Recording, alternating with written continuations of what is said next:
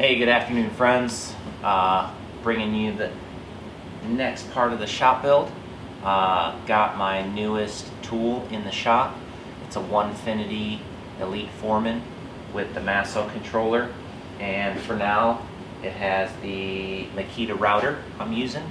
May upgrade later down the line to a spindle, but I figure since this is my first CNC machine and I got a learning curve to get through, so I decided to use the router first and then possibly upgrade later.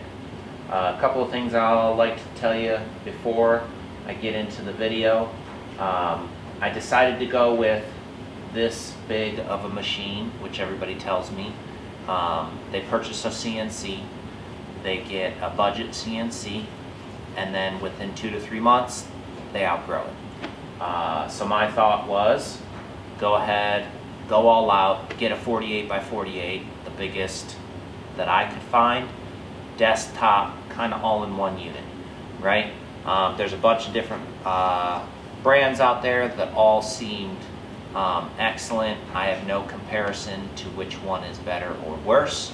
This is simply the one that I went with for a couple of different reasons.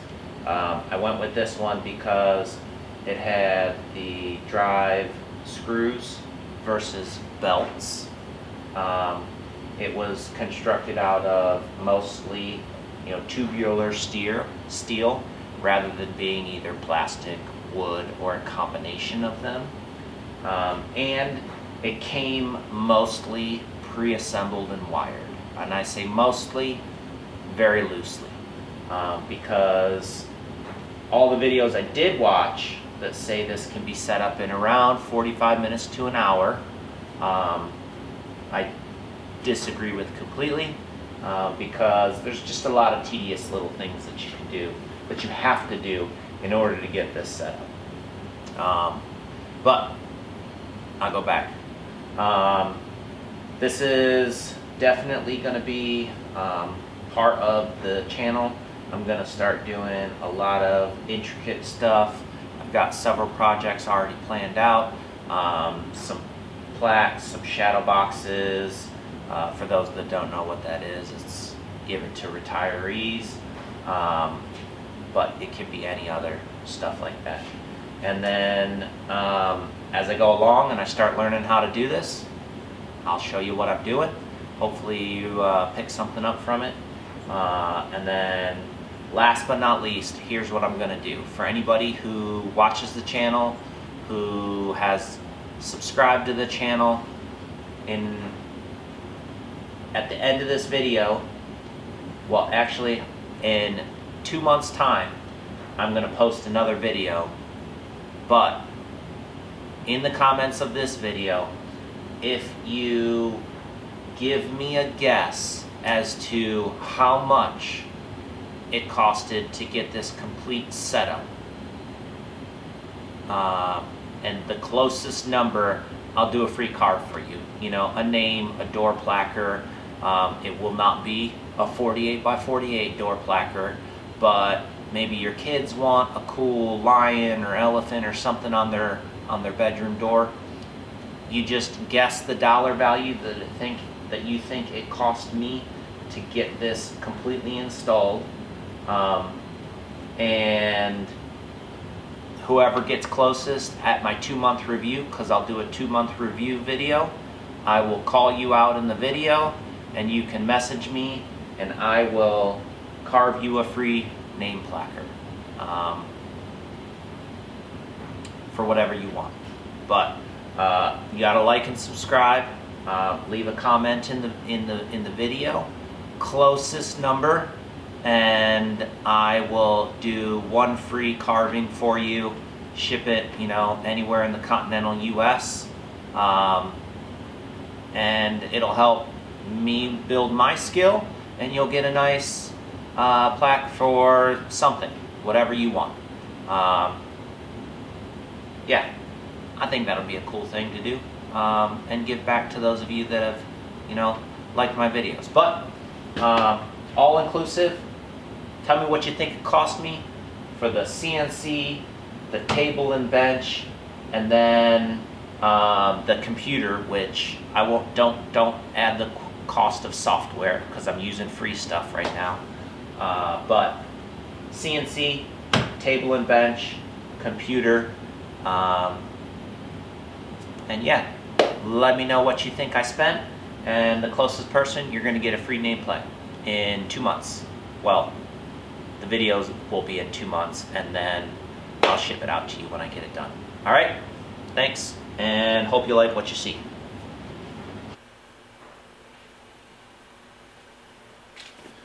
All right, here is something that maybe some of you don't know.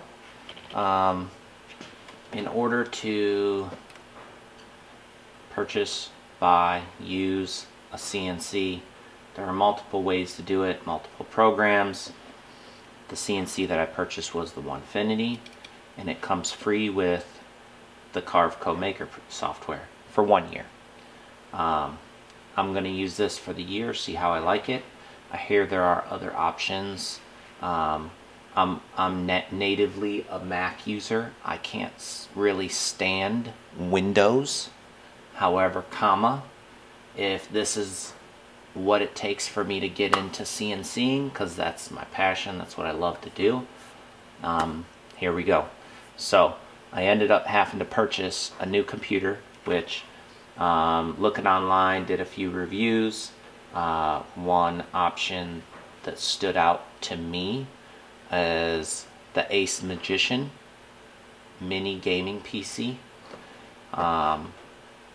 If anybody knows about them, it seems like a pretty robust system. Very nicely put together, compact, easy. When I do get to the point where I'm going to build its own workstation and not be on my junk cart, this will all be much nicer of a work area. But this is where I'm going to start doing all of my video editing. You'll see me making a lot of my stuff for the CNC in Carveco Maker, and then this is what I got. So what I did, one of the first things you have to do when you get a CNC machine is you have to flatten your spoil board. This is where I did that. There are multiple different videos out there, so I'm not going to show you how I did it because I struggled through it. No joke. It was a learning curve. Took me hours to figure out how to flatten my spoil board. I think I finally figured it out, but I'm still not perfect at it. But know that most softwares that you use will be able to help you with that. So just look up that video. I'm not putting that in this. Maybe down the line when I get better with the software, I'll start doing some software videos and show you some of the stuff that I'm making. But just to round out my video on the new CNC in my shop, here's my setup. I'm using the Ace Magician portable gaming PC. This was a monitor that was left in my house from the previous owner, so that was free. And then I got my keyboard and mouse that I usually use for my gaming upstairs on my Mac, but I brought it down here instead. So there you go. This is the software I'm using, as well as the computer that I have.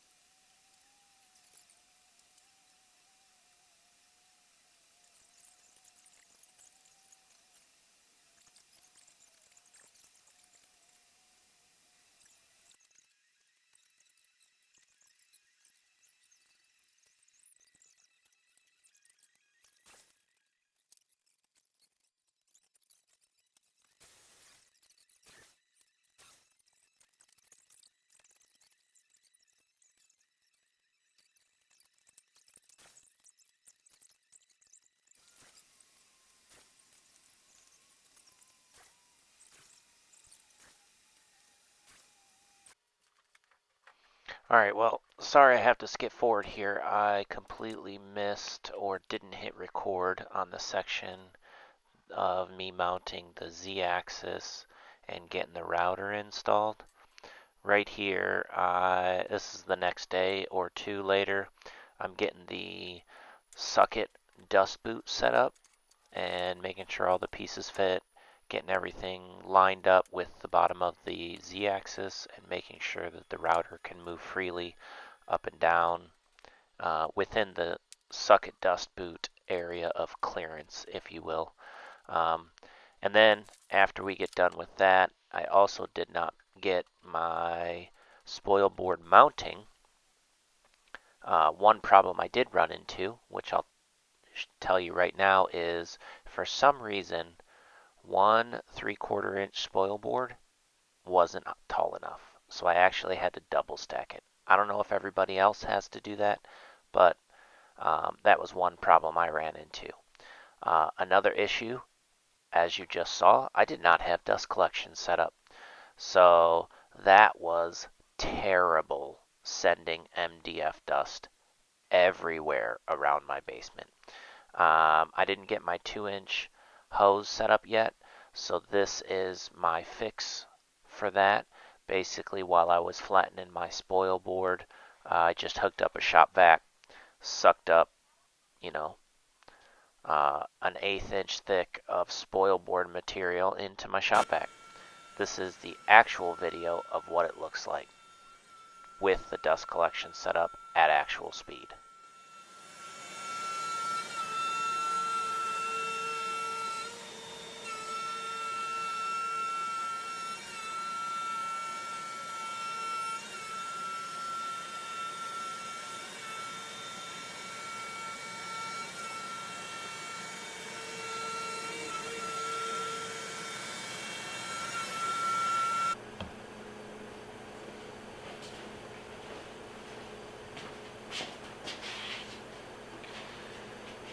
Hey, thanks for coming along. I really enjoyed the challenge of setting this thing up, getting it set up and ready for production, and showing you as much as I can.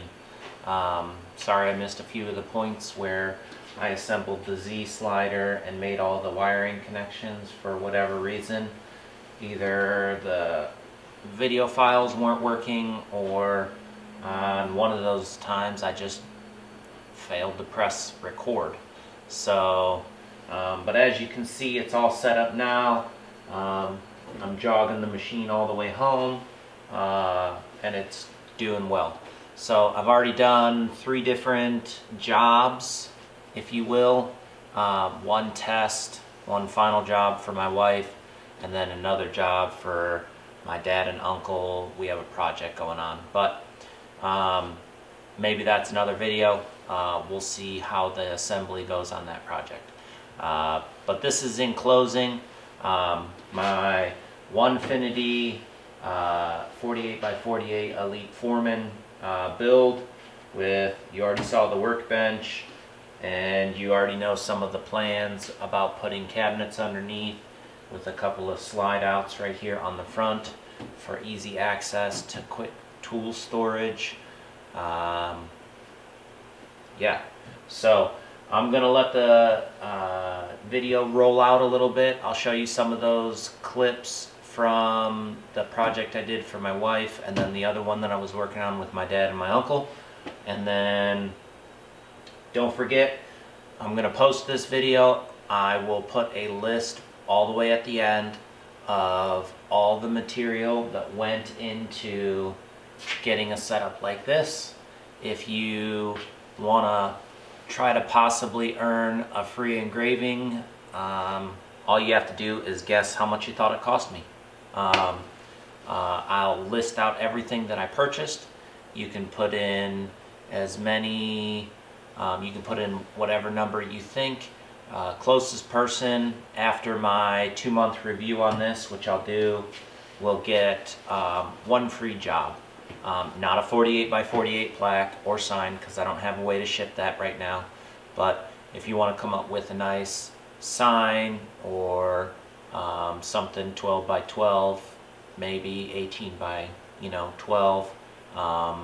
For you, yourself, office, your children, or just an overall piece of artwork that you want me to engrave in wood, I'll knock it out for you, and I'll learn how to do it and probably show another video. But leave a comment, tell me how much you think all of this came up to, and then whoever's the closest by the time I post the 2-month review, which will be, let's see, it is the 31st of January, which means I'll get this video posted February 1st, and then I will review the comments April 1st, and I will see who was the closest. And whoever comes closest to my total build out, like I said, I'll do you a free plaque, something that you might, want to put up in your room, office, whatever. But it'll be learning for me, and it'll be a thanks for you watching the videos and subscribing to the channel.